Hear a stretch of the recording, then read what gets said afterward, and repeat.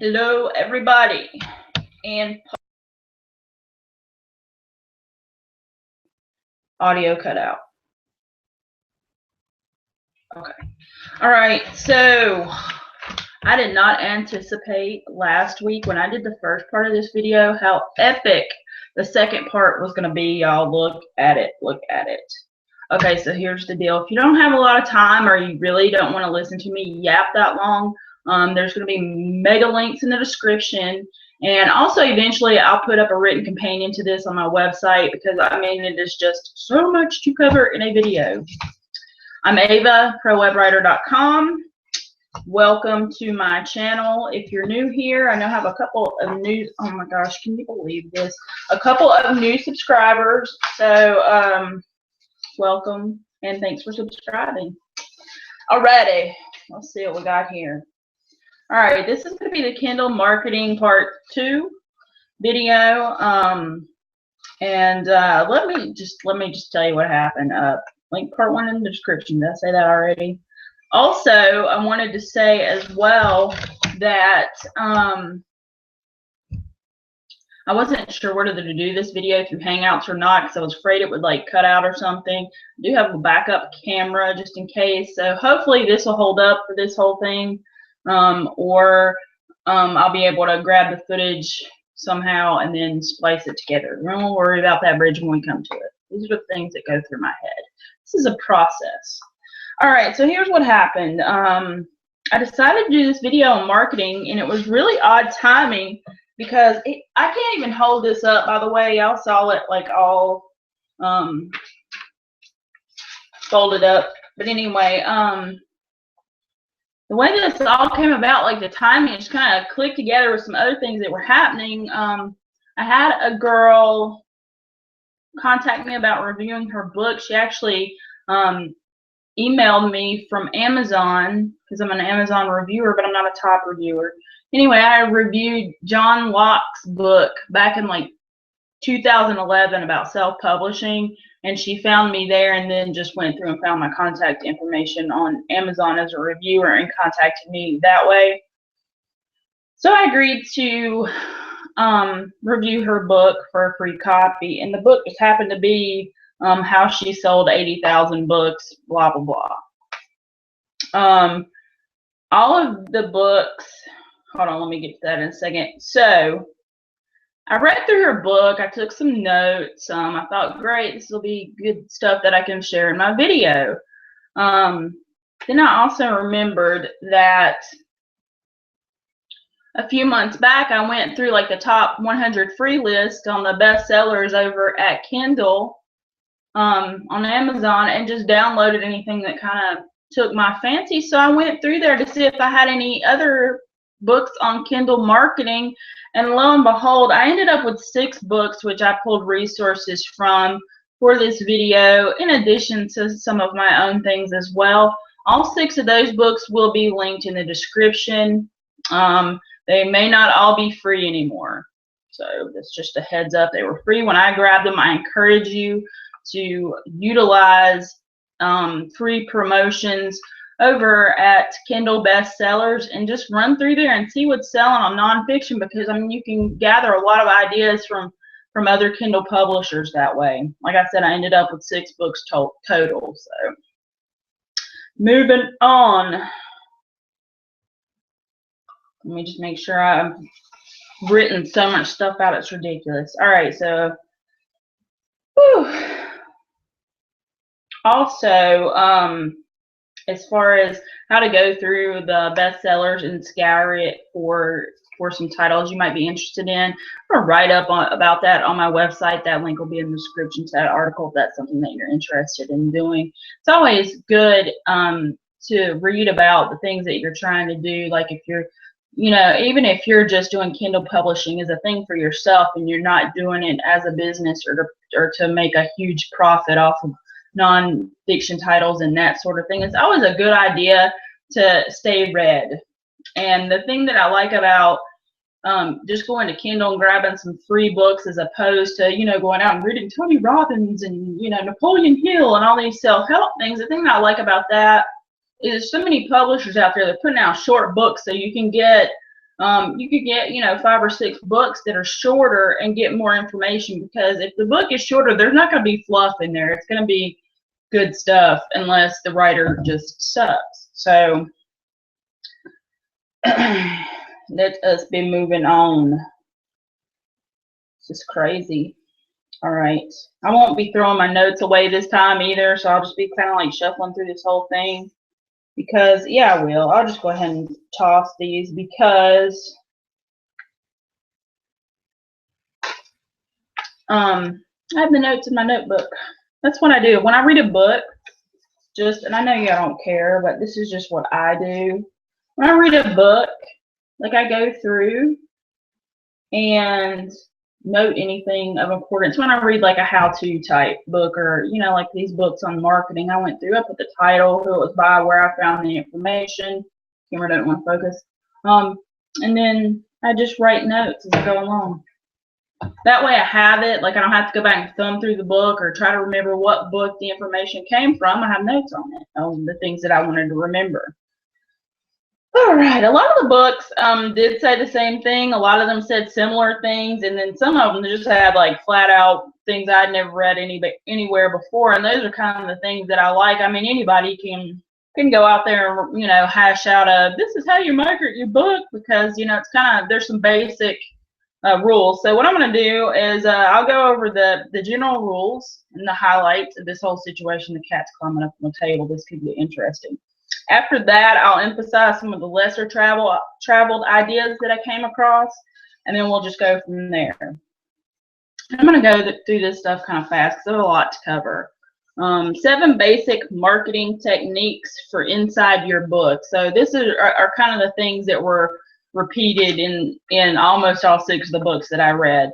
I'll go over each one, and then I'll come back and discuss it, okay? Number 1, an error-free manuscript. Number 2, a professional cover. Number 3, attention-grabbing title. Number 4, a link to your squeeze page where you would have people go and sign up to your list or your newsletter or your website. Number 5, insert a request for reviews inside your book. Number 6, link inside your book to your other relevant books. And finally, number 7, other relevant links to your website or your social media profiles. So number 1, error-free manuscript. It's kind of a no-brainer. If you're kind of working on your own and you don't have a lot of money to hire editors and that kind of thing, the professionals are always going to advise you to do that. And there's always going to be people out there that think they're better than you because they did. They're always going to advise you, you need to have this professionally edited 3 times by 3 different types of editors. And I mean, it just gets ridiculous. Every penny that you spend, and make note of this, every penny that you spend putting your book out is less profit for you on the other side of these things. And I'm not saying that because I think you should be putting out bad books or books that have errors in them. I don't think that at all, but I think that you can publish a book before you hire an editor. I mean, if you get really successful and things progress and whatnot, then why not, you know, hire an editor and, you know, go that route. But I don't think you should not self-publish because you can't afford to hire an editor. That's ridiculous. All right, professional cover. You can make covers yourself. You can use canva.com. They have a Kindle cover maker. You can hire someone on Fiverr. I've seen some really decent covers come out of Fiverr. And there's other places around the internet as well. You can get covers through Upwork and the other freelance sites, Guru, Elance, those type of places as well, for a reasonable price. If you're not very graphically inclined, I suggest try the drag and drop interface at Canva if you want to do it yourself for free. Or number 2, hire somebody at Fiverr to do it on the cheap. Don't be afraid just because you paid $5 to ask them to revise it if it sucks. Simple as that. But don't pay $199 or $299 for a book cover. That's ridiculous. Alrighty, attention-grabbing title. One of the authors in Ian Stables, his book will be below, had a pretty easy formula for that called the feature benefit formula, where you offer feature, and then you offer the benefit. So like, I kind of inadvertently used that formula when I titled this video as, you know, Kindle marketing is the feature. That's what I'm featuring in my video, and the benefit is the less traveled ideas that I came across. It's kind of loose. I really wasn't doing that on purpose. Link to your squeeze page. Give them something away for free. Like at the end of this video, I'm going to send you a link to excuse me, I'm so sorry, to opt into my mailing list, which I don't currently do a newsletter, and I don't send out blasts and stuff constantly to the followers of my list, because I hate that when I subscribe to something, I'm constantly getting emails trying to sell me stuff and that kind of thing. The email list will be benefits to you only. I'm really not going to be trying to sell to the people on my list at this juncture. If that changes in the future, I'll send out an email and say, hey, you might want to opt out now because we start selling stuff. I mean, really. So, moving on, give something away for free. Like if you go over to my website, you see I have a free ebook about building your author platform and website brand. Author brand and platform. Free ebook giveaway there for you to opt in. That's about to change because you're going to be opting in to receive my free Kindle marketing toolkit that I'll be putting together once I'm done with this video. So moving on, I've seen people save bonus sections inside their book for this. Like they'll one of the books that I read actually had where the guy had saved like some bonus things, like some hashtags and things, which is basically what's going to be going into my toolkit part of it. And you're going to want this toolkit because it's going to be something that I build on over time and I'll be adding to. So what you're going to get is an entire shared folder in my Google Drive that I'll add to as I come across new things. But he actually saved that bonus material and used it at the end of the book to send people over to opt in, and I went right over and opt in because I wanted to see what he had to offer there. So insert a request for book reviews. This is something that all of the authors said was inside your book. Make sure you just put in there, hey, if you'd like to help me out, please review this. Give me an honest review of this book on Amazon. Link to your other relevant books. If your books are a series or you have other titles in the same genre, link to them in your book. There's nothing wrong with that, because if somebody, odds are somebody makes it to the end of the book where you have these things linked, they liked your book and they wouldn't mind reading more, and they wouldn't mind finding out more about you as a writer and that kind of thing. So put your other relevant links in there as well, your website, Facebook, blah blah blah. Those 7 things are pretty much the basics across the board for most publishers as far as the marketing material. And some people call it the end, what's the word, the end material, the end whatever of your book. Anyway, yeah. All right. So yeah, most publishers have pretty much use those same 7 things inside their book. Alrighty. Your sales page to your book, this is something else that most of the authors agreed upon. The sales page for your book, meaning your page on Amazon where they sell your book. So you go through the list, you find your book, you click the link, and it opens up, your book on Amazon.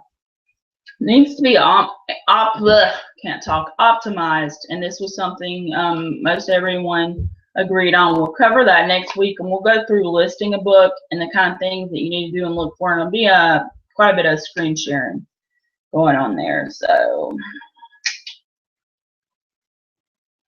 pretty much the techniques that I'm about to discuss, and they run pretty long list on my page here from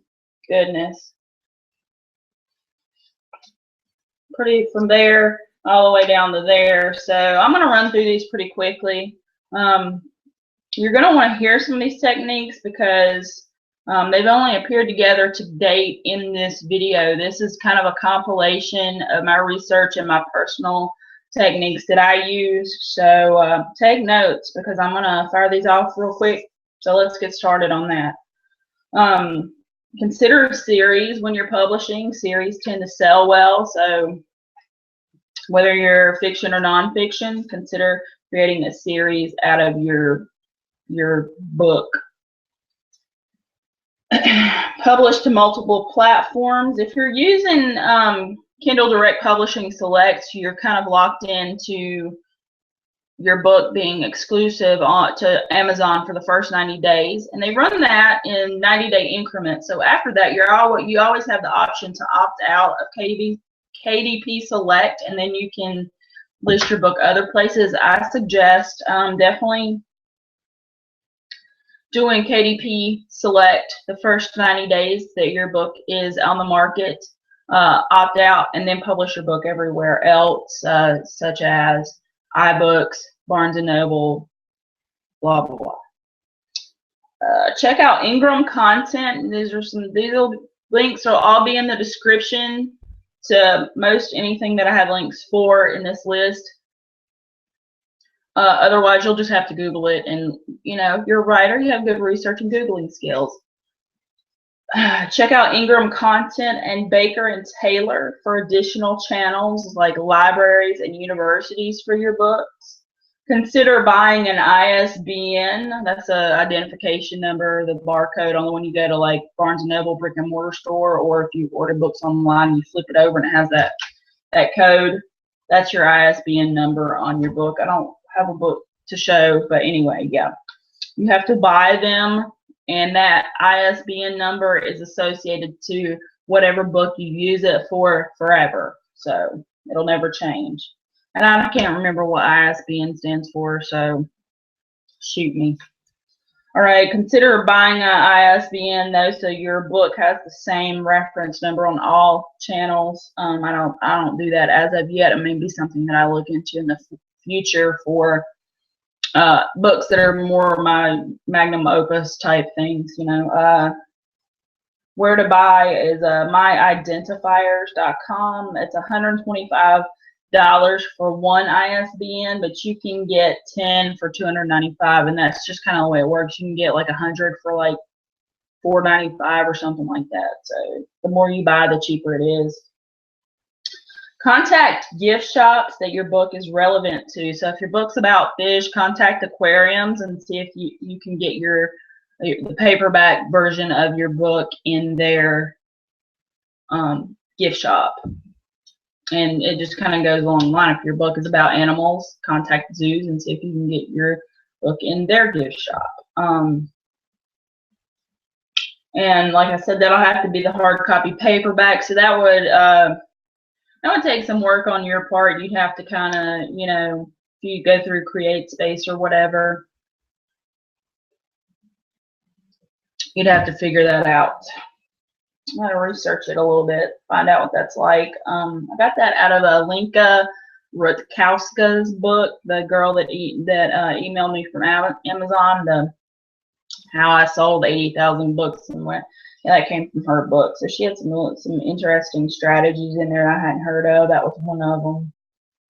The Ingram Content and Baker and Taylor for universities, libraries, etc. as well. So less traveled ideas, very interesting. Get those books sold, people.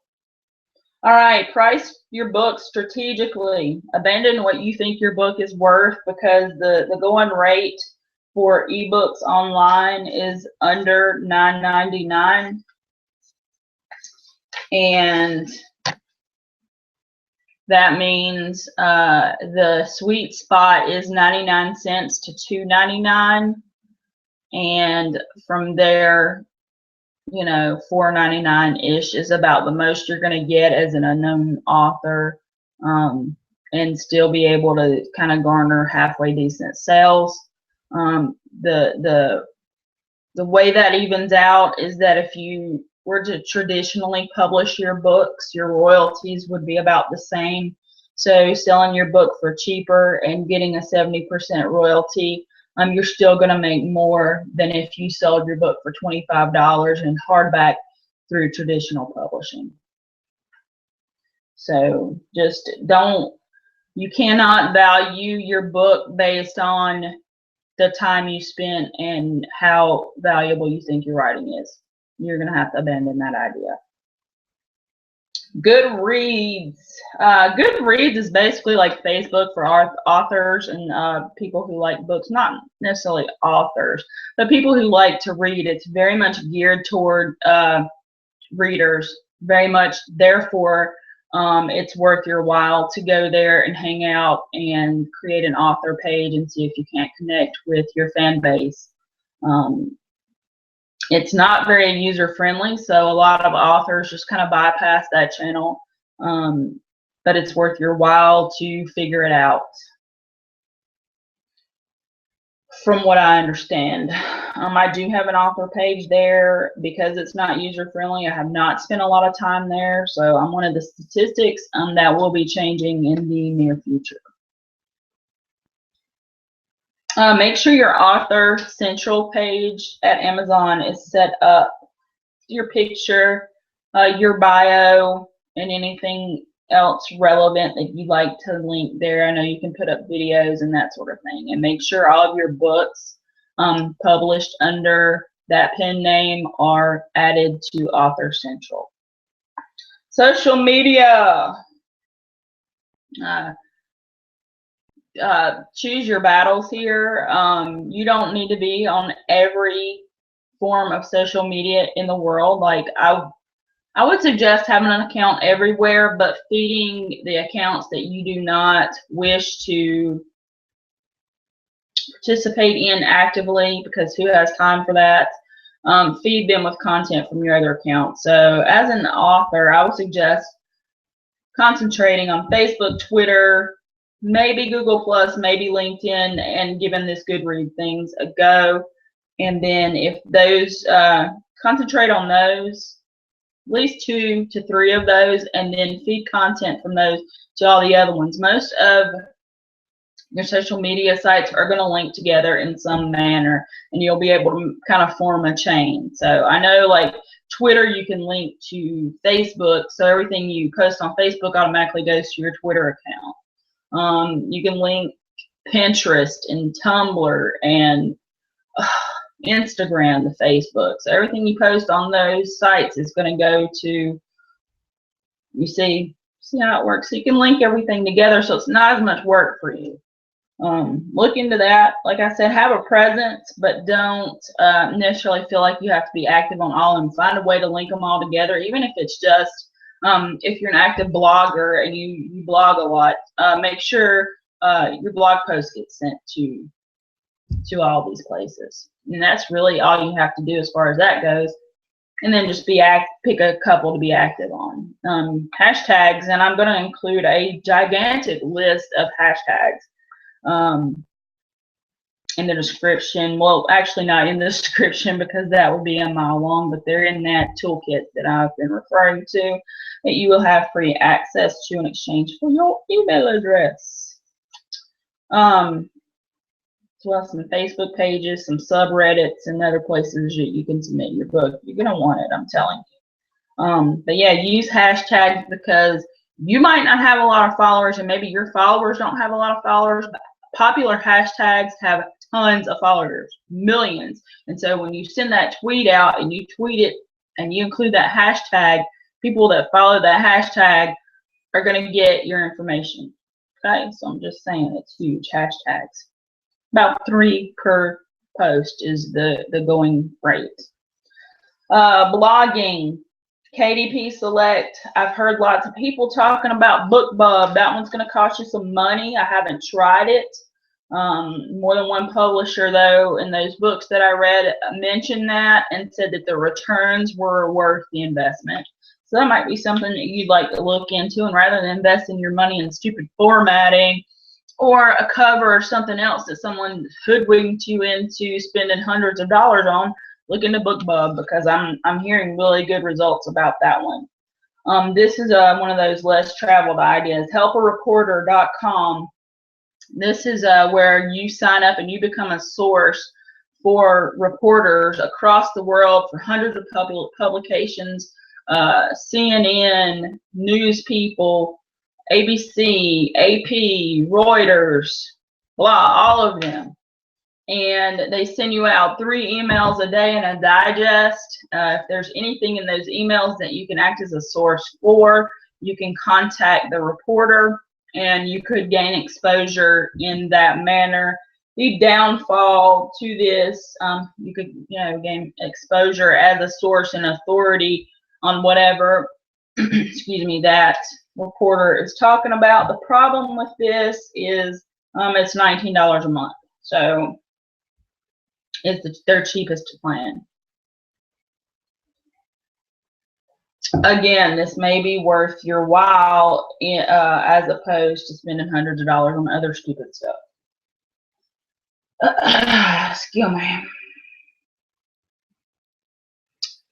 All right, the 100 review book launch. So getting 100 reviews before you've even launched your book. Again, this is from Alinka Rutkowska. I hope I'm saying her name right. I'm probably not. I'm probably killing it. From How I Sold 80,000 Books and blah. There's some subtitle-y crap, whatever, link in the description.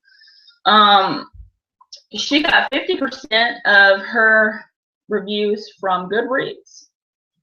The other places she got them from were the top reviewers at Amazon, readersfavorite.com, from bloggers, and she invites all of her participants that agree to review her book in exchange for a free copy.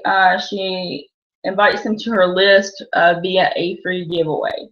10% of her reviews, or her invites to review, rather. She invites 1,000 people and hopes to end up with 100 out of that. And like I said, 50% from Goodreads. I do know that 10% of them were people like myself that she contacted, so she contacted 100 people who had reviewed books in her same genre on Amazon. So 3 to 5 reviews. All right, so that was basically her thing, how to get 100 reviews, was to utilize all those places and invite people and set up a list, invite them to the list, give them a free copy of the book, and run a free giveaway at the same time. She did all those things. So pretty cool. You have to grab her book to see the minute details. Moving on, some publishers suggest that you have 3 to 5 reviews before you do any promotion. So what I've noticed is that some people are either running a pre-launch or they're putting their book up on Amazon, just letting it sit for a while they get together all their promo things and whatnot. And then once they're ready to launch, the book's already there, their sales page is already there. Anything that they forgot, they can add in. They can add in editorial reviews and whatever it is that they need to do as they go along. And when they're ready to run their promotions, they already have reviews. Excuse me, I'm sorry. And they already, they already have reviews where they can put the editorial reviews right into their book description. So they're already set up to sell, basically. So me, I've just been, I just throw my book out there and be like, hey y'all, and I'll do like a free promo and invite all my friends on Facebook and Twitter to go over and grab the book, and if they like it, give me a review. That has not been very effective. I am still selling books, and books in some genres will sell themselves, but putting in this type of work seems to be getting really good results for these people. I mean, the chick sold 80,000 books. I just call her a chick. Anyway, you know what I'm saying. There's 2 different schools of thought. Gosh, this is a lot. Look, this is where we are, and we only have this much left, so we're doing good. And 3 pages of this is your links, so we're doing awesome. There's 2 schools of thought about book promotions, about like running the free promo through KDP Select. One side says do all 5 days at once. That way you built up this huge ball of momentum, and when your book comes off with promotion, boom, everybody wants to buy it. The other school of thought says spread out your 5 promo days over your 90-day period and run a 124-hour period about every 18 days. And this is real easy to set up inside KDP. You can schedule it out with a calendar. If you have an account, you know what all that's about. Anyway, the second school of thought states that by spreading your stuff out like that, you're actually building up a following organically over time. Whereas this one says, put it out there, build this big ball of momentum, and blah. This one says, build it up slow over time. So I'm kind of leaning towards the 1 day at a time, every 18 days, every 2 weeks, that kind of thing, right around in there, that kind of thing more, because I'm finding that the 5-day thing where it says, you know, you build up all this momentum and you come down off this huge big giveaway, you know, your book, and people start buying your book right away. I'm not experienced that. So I think I'm going to try the other thing. I might even try like a 48-hour initial giveaway just for like my Facebook people, so I can get, so, you know, they all have ample time to grab the book. But yeah, I'm thinking this 5 days at once thing might not be the best idea anymore. And I think it's time to do some split testing on that. I mean, it just sounds more logical to me. So one of the really cooler ideas that came out of this whole thing was the fella, what was his name? Gary Taffy, something like that. I don't know if I'm saying that. I will butcher your name if it's not just like easy to say, just so you know, and I apologize, Gary. His book will be in the description. It was Stampede, colon, blah, and something or other. I should have written these down. I should have opened, and I should have done so many things that I did not do because I was in a hurry. Stampede, 300 to 500 hits on Amazon book page daily. So he's getting 300 to 500 hits on his links to his book's sales pages daily doing this and doing his Stampede thing, which centers around Twitter. One of the coolest things he said, though, was use universal book links, and there's going to be links to this in the description. So your links point users, the people that click on them, to Amazon in their native country. He said people are putting out racist links and they don't even realize it. You know, that when you put Amazon.com or Amazon.co.uk in your thing, and then somebody in India clicks on your link, sure, they can view your book, but when they go to hit that buy button, it says, oh, well, you need to go to Amazon in your own country to buy this. So, I mean, what a nightmare that would be if you set up your website that way. You know what I'm saying? Like, that wouldn't work out too well. You never want your people to click on your buy button and be redirected somewhere else where they have time to second guess clicking the button in the first place, and they have time to say, you know, it's not worth this much trouble, and be done with it. So I thought that was really huge, that these universal book links, you can grab those for free through a couple services that he mentioned. Booklinker.com is free. You just paste your little book link in there, and it will create a link. You can also track those as well. It will create a link, and when the person clicks that link, it will take them to Amazon, to your book on Amazon in their native country. So the second service he mentioned is called GeoRiot.com, and that one's free for 1,000 clicks a month. And then they had a couple of priced plans as well. Also, in sharing this information via a Facebook group, one fellow said that he uses EasyAzon, which is a plugin for WordPress, and it does the international links for him. So I don't know anything about that, but that's just an extra tidbit of information. I joined a, let me talk about that down here. Hold on, let me just, I know I'm going to write, but yeah, let me just put this down here. Yeah, I'm going to talk about that in a minute. All right. From all of this, the things that I like the most were the universal book links. I think that's huge. And Gary in his book suggested that you concentrate on Twitter if you're new to social media or you're new to self-publishing at all. Don't even waste a lot of time trying to learn a bunch of other things. Concentrate on Twitter, and his book had a super great plan for that was quite cost effective. So you might want to look into his book, Stampede 300 to 500 hits on your Amazon book page per day.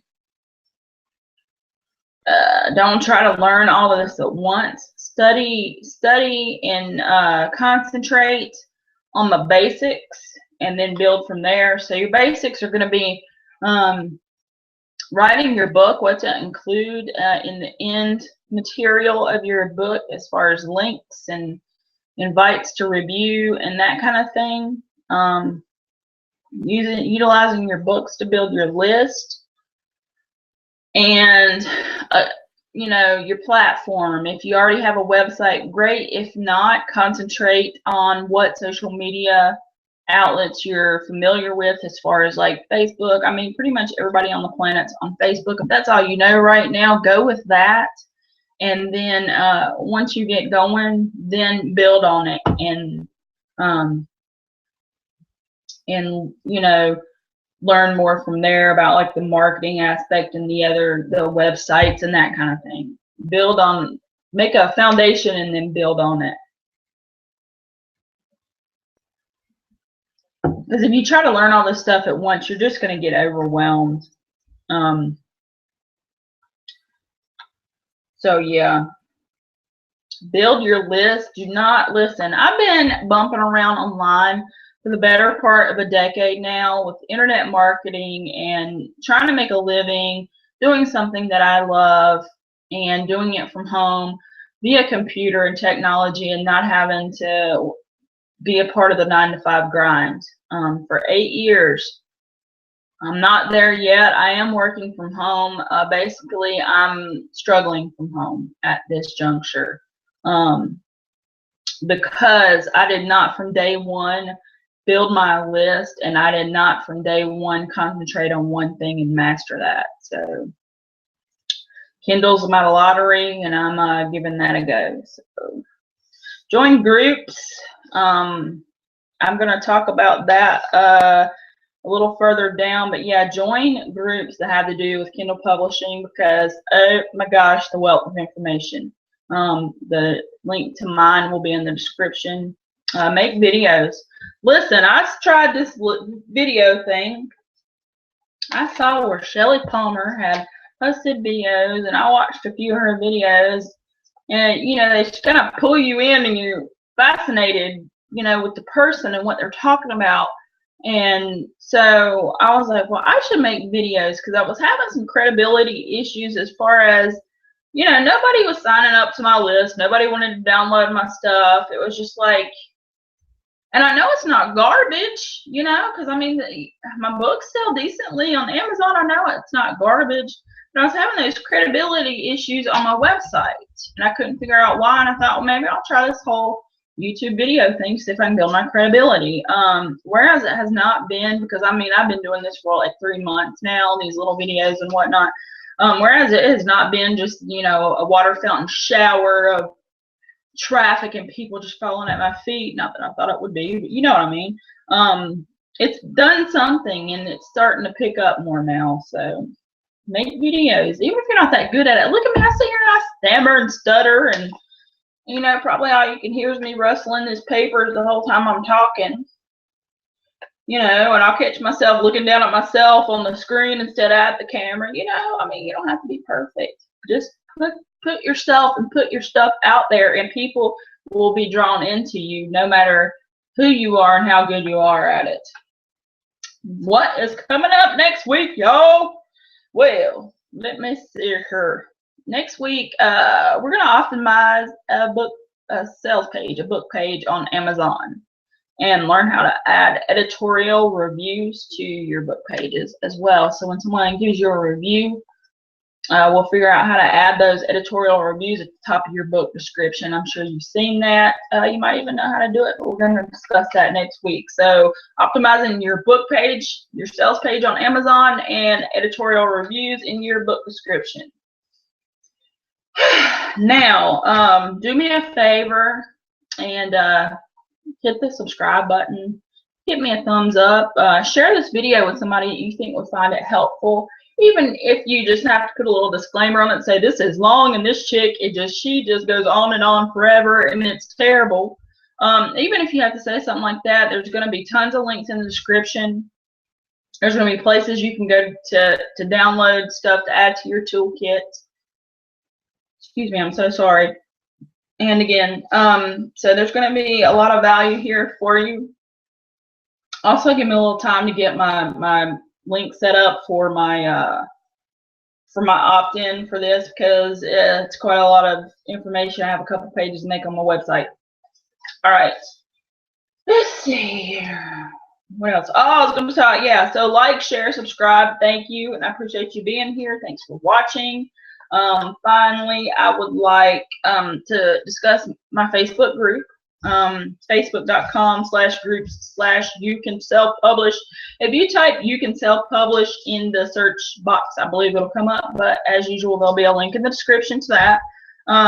Join Facebook groups about Kindle publishing. I was added to a free group this past week, and I've learned so much stuff from that group, and it's been so wonderful to have an outlet to talk to people about this stuff. I mean, you can't just stand on your own all the time, and you can't afford to pay to be in people's groups. Now, my group is private, but it won't cost you anything to be there. You can come in, you can ask questions, you can share your free promotional books. You can come in and ask questions. You can did I say that already? You can share with other writers. So I really just like to encourage you. Facebook group is one of the best resources that you can find out there, is where people are discussing Kindle publishing and self-publishing in general in real time. And I'd love for you to show up, and we could be able to bounce these ideas off of each other. So that's going to do it, man. That was just really like a crash course. I mean, I've got Post-it notes. I'm up to my knees in Post-it notes over here. This was the links for this week. Usually the links are just like one Post-it note like this. This is just the link. So like I said, even if you don't have time to check this video out and listen to me yammer for however long it is, an hour or what, I have no idea. Even if you don't, copy and paste that description into a notepad and save it on your computer to check out later. See how you can use those tools. Head over and pick up the toolkit that I'm going to have. Like I said, I don't send out endless, nonstop guru spam emails of crap to you. You can sign up to my list with confidence that I'm not going to aggravate the crap out of you. If you don't feel confident, use a fake email. I don't care. Anyway, not a fake email, but when you don't check, or whatever, use the email that you give to people that you don't want to hear from. I don't know. But yeah. Get over there and opt in, grab that toolkit. Like I said, it's going to be a work in progress type of thing, and anytime I think of anything, I'm just going to add it into that folder, and so you'll want to check back on that folder. So I'm just going to add that as my new list building thingamabob. So yeah, give me a few minutes on that. Like, subscribe. I will annotate a couple areas in this video put a link for part 1, and maybe for the Facebook group. I can't remember. I had to in my mind. If I don't write stuff down, it gets gone. I'm telling y'all. All right, so I've about yapped your ear off for long enough now. Hey, if you decide to do YouTube and make videos, comment, leave it in the leave it in a comment here or contact me somewhere in the group somewhere. I mean, it's easy to contact me. Contact me on my website, wherever, and I'll feature your channel. Not that I have so many followers, but just saying, get your stuff out there. You can share it in the group. And that's going to do it for me. I'm going to sign off. Thanks so much for watching. If you stayed till the end, excuse me, and listened to me burp coffee the whole time, I am so sorry. But thanks so much for watching. I really appreciate those of you that are subscribed, and I'll try to keep it a little more concise from here on out, right? But I had no idea this video was going to be this epic. Oh my gosh, it took me all day yesterday to put this together. I mean, like hours. So we'll see what happens. Let me hear from you if it helped you out. Look forward to it. Take care, and until next week.